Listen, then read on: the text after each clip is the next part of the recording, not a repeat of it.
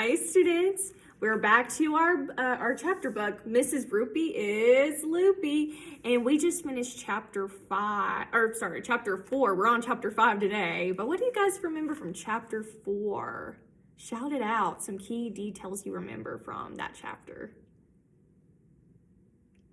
Well, the students were having a debate about what? They were having a discussion whether or not if George Washington was Mrs. Roopy or if that was even George Washington. And both of the groups of students that believed and didn't believe had great points to defend their thinking of what they believed.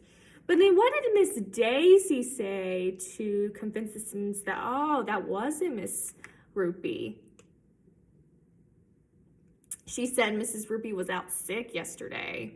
But today in chapter 5, we're going to be reading about Mrs. Roopy's hero, and I give you guys a prediction assignment on Class Dojo.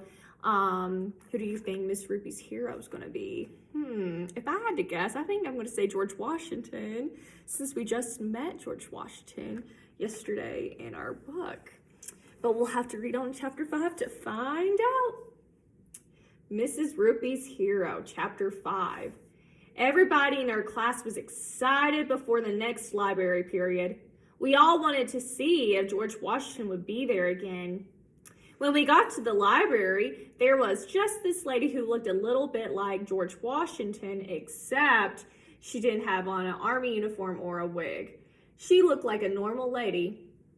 "Good morning, second graders," she said. "My name is Mrs. Roopy.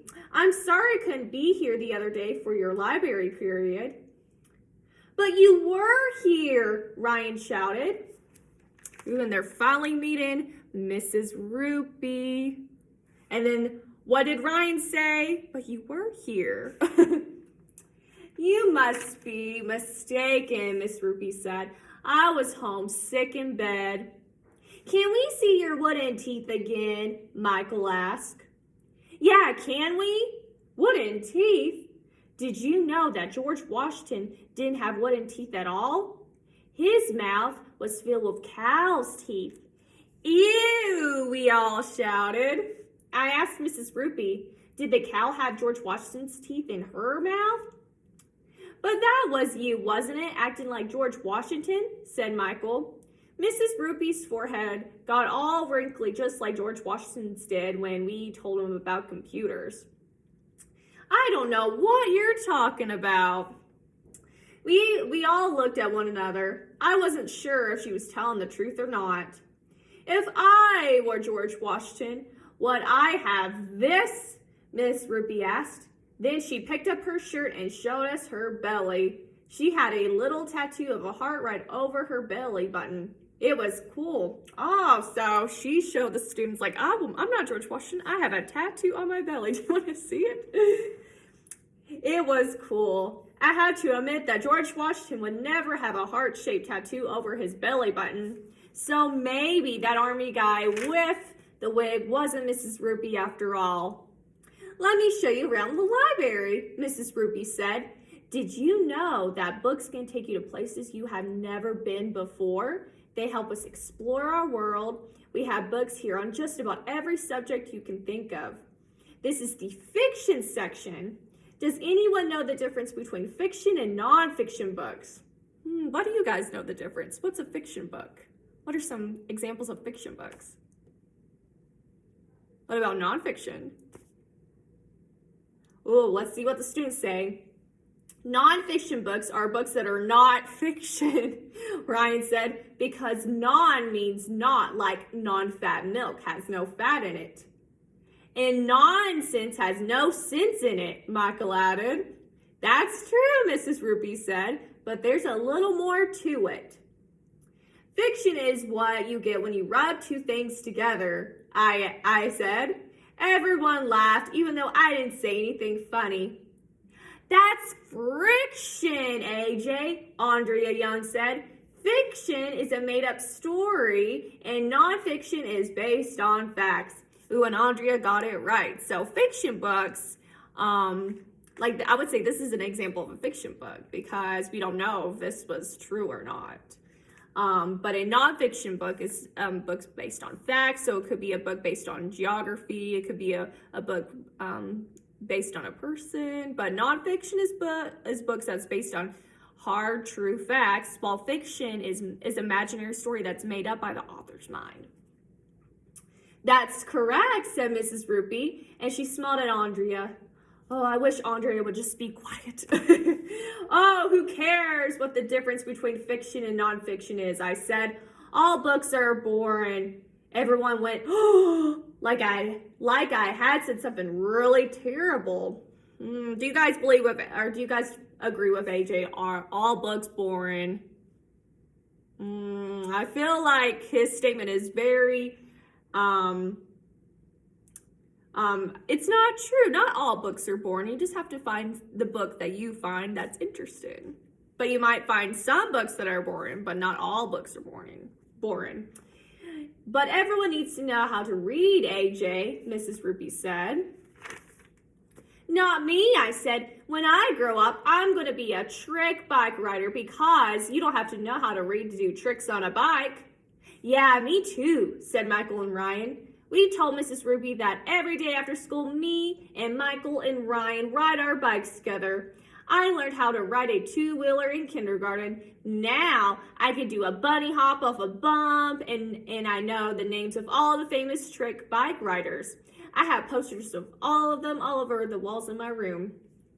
Gee, I don't know much about bicycle tricks, AJ, Mrs. Roopy said, but I've got posters of my hero on the walls at home too. Who is your hero, Mrs. Roopy? Andrea said. What do you guys think it is? This is your last chance. Shout it out. Her hero is Melville Dewey. Melville Dewey? I asked. Melville Dewey was a very famous librarian, Mrs. Roopy said, and her eyes got all bright and sparkly and excited. Melville Dewey. Have you guys heard of that character? Melville Dewey. But he's a famous what? A famous librarian. Librarians aren't famous, I said. Melville Dewey was, said Mrs. Roopy. He invented the number system we used to find books in the library. If it weren't for Melville Dewey, we would have never been able to find anything. Whoa, said Andrea Young, as if she was really interested in that boring stuff. So if you find some books about insects, you go to number 595, Mrs. Roopy said. And if you want to find books about dinosaurs, you go to number 567. Libraries all over the world use the system that Melville Dewey invented. Today, we call it the Dewey Decimal System. Do all kids at his school make fun of him because his name was Melville? I asked. I know that if there was a kid named Melville in our school, we would make fun of him constantly. I don't know, Mrs. Roopy said. But would you like to hear a song I made up about Melville Dewey? Yeah! We all shouted. Listening to songs had to be better than reading books. Mrs. Roopy went into her office and came back with a guitar and one of those harmonica thingies you would wear around your neck. She strummed a few chords to warm up.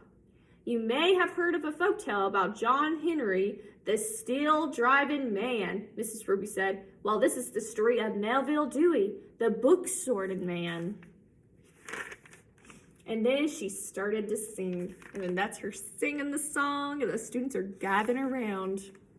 When Melville Dewey was a little bitty baby, the first words he said to himself were, I've got to get these books off the floor and then put them on the shelf. Mrs. Roopy sang the whole song and played her guitar and harmonica too. It was a pretty cool song. This Melville Dewey guy had a race with a computer to see who could sort books the fastest. Melville won the race, but right after he sorted the last book, he dropped dead right on the floor of the library. Oh my.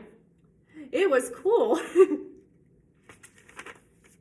At the end of the song, Andrea Young got up and gave Mrs. Roopy a standing ovation. So, a standing ovation is where you stand up and clap. Yay! That's the saddest story I've ever heard in my life, Emily said, wiping tears from her eyes. At the end of the period, Mrs. Roopy asked us if we had any questions about how to use the library. And then this is a photo of Melville Dewey. It is true that if we don't return our library books on time, you lock us in the dungeon under the school? I asked. Everyone laughed, even though I didn't say anything funny. Oh, don't be silly, Mrs. Roopy said. The dungeon is on the 3rd floor. I think she was telling a joke, but I'm not sure. And then now we just finished chapter 5, and now we're going to read chapter 6, Johnny Applesauce. And I'll catch you guys next time, and Mrs. Roopy is Loopy. Bye.